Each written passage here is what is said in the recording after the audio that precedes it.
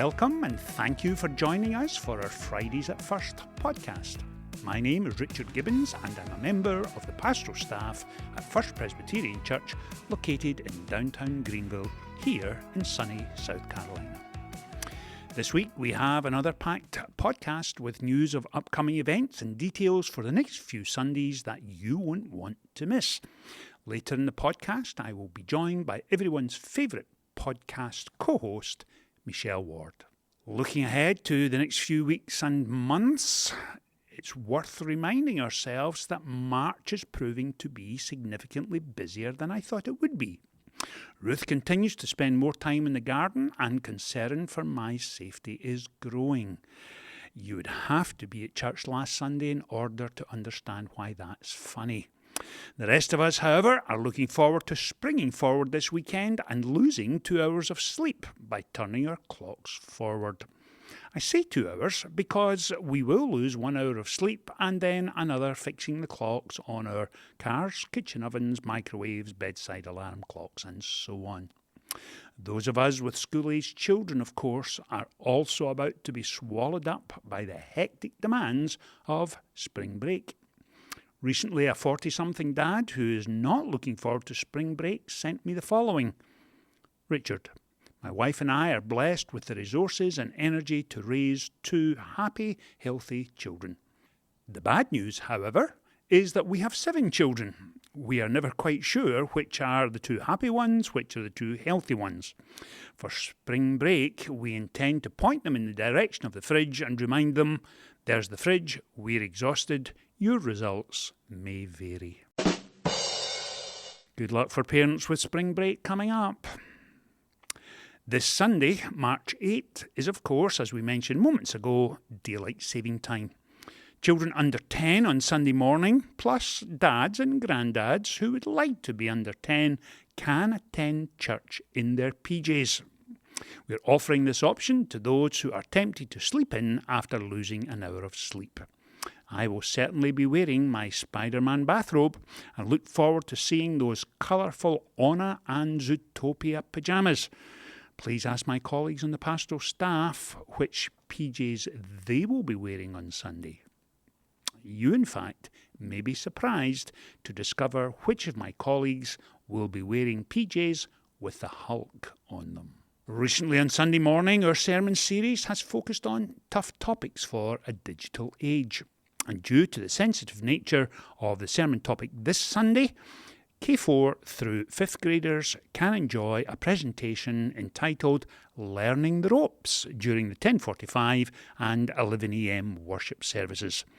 Parents on Sunday morning should check their children into one of the check-in desks at the children's ministry area prior to going to the service.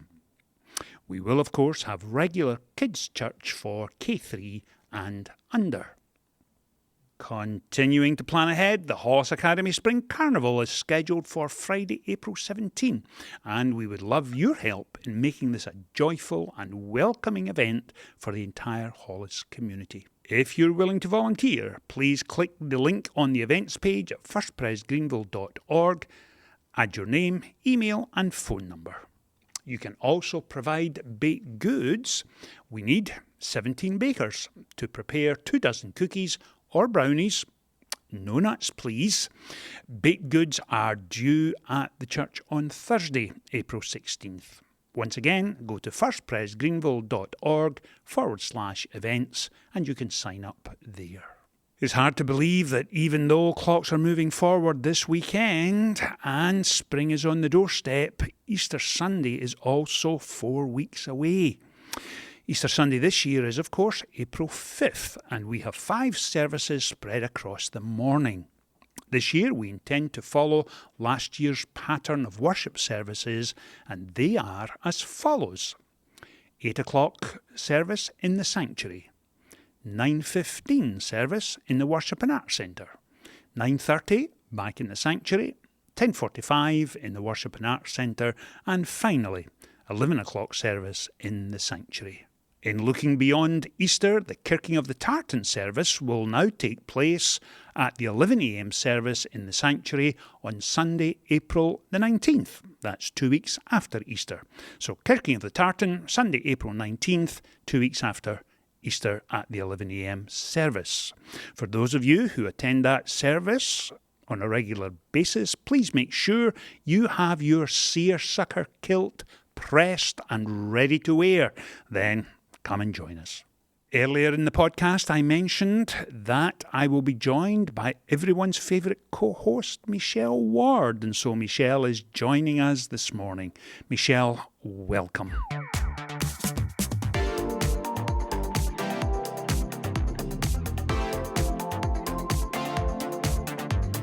Well, thank you so much, Richard, and happy Friday, everyone. It is a beautiful spring day today, and I am so excited about this weather. I hope y'all are as well. I am thrilled today. I am here with Linda Schultes, who is our Event Services Coordinator, as well as Graydon Tomlinson, our Contemporary Worship Director. Welcome, Linda and Graydon. Hey, Michelle. Thank you. Thank y'all for being here. And we are talking about, speaking of spring, we're talking about Easter today, Easter Sunday specifically. And as many of you already know, because Richard is talking about it as well, we have 5 Easter services on April the 5th. And it is just a beautiful and wonderful day around here, but it does take a lot of work. And so I am hoping that Linda is going to kind of share the volunteer needs that we have and give you a little bit of information about that. So Linda, take it away. Thank you so much. Yes, I would love to share it. Easter is a very busy time around here, as if you've been here at all in the past. And this year we're having, just like last year, 3 shifts of volunteers from 7 a.m. to 9 a.m., 8:15 to 10:30, and 10 to 12:30. And what we're looking for are ushers, greeters, both inside and out, and parking lot hosts. And I would love to have families come because so many families volunteered last year together, and it was just wonderful to see. And I know a lot of our regular attendees even said how much they appreciated the parking lot attendance because parking went really well last year for Easter. Oh, that's great. That's great. So what do you need to know how to do? You need to know how to smile. Oh, okay, And good. welcome people. Just say, we are so glad you're here. Where are you trying to get to? And Okay. just direct them. Everything from the parking lot all the way to the sanctuary or the Worship and Arts Center. I know. And if you're listening, believe it or not, I've been going to church here since, I don't know, maybe 2000, and I still get lost. I'm just now, and I work here too.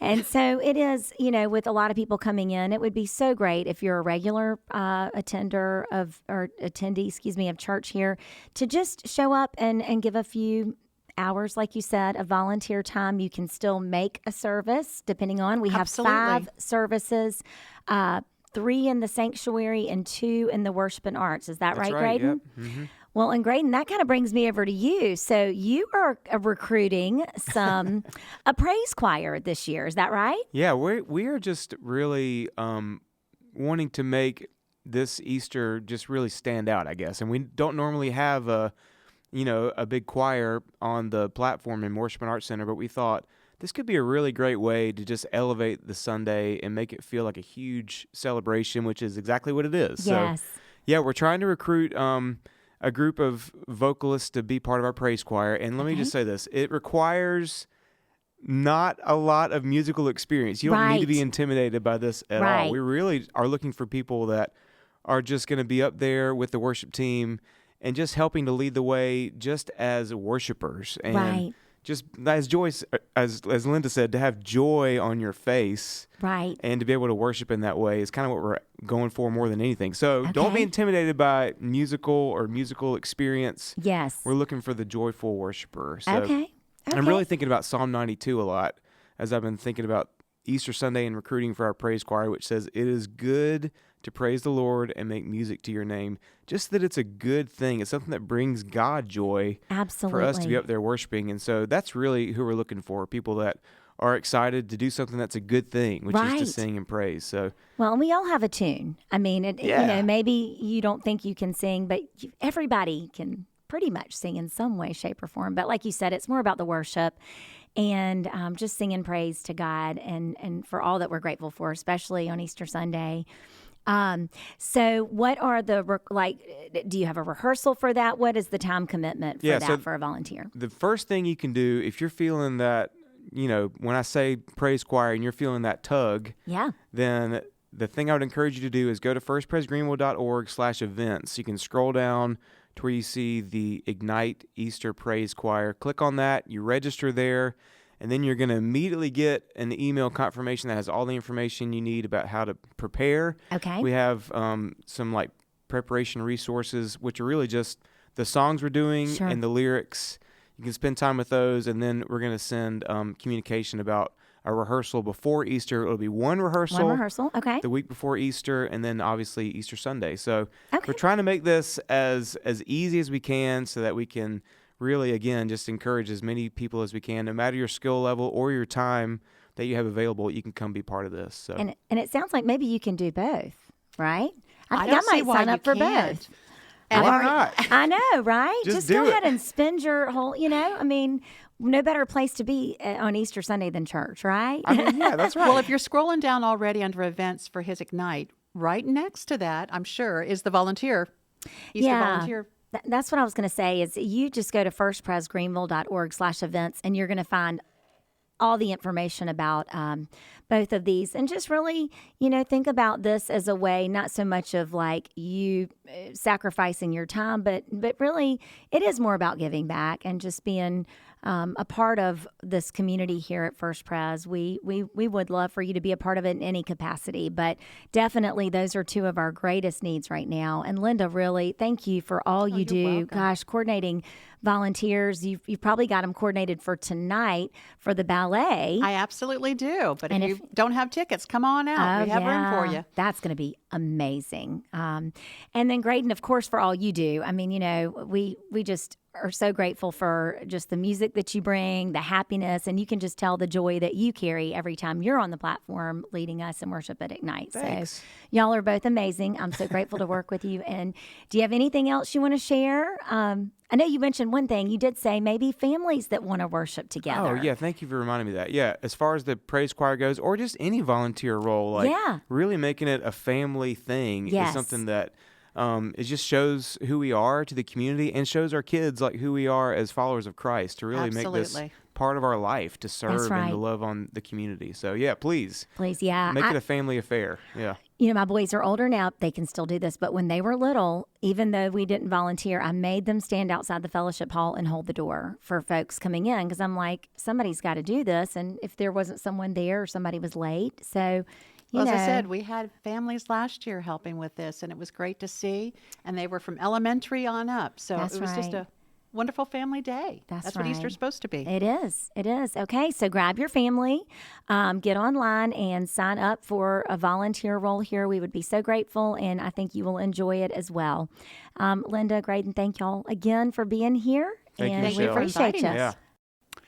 Michelle, Graydon and Linda, thank you for all that you do to serve us as a congregation. We are most grateful. Meanwhile, our final focus is on this coming Sunday, and we mentioned many of the details earlier, so please give a very warm welcome to the Brock family, as baby Theodore Allen Brock brings Mom Claire and Dad Trevor for his baptism at the 11 a.m. service.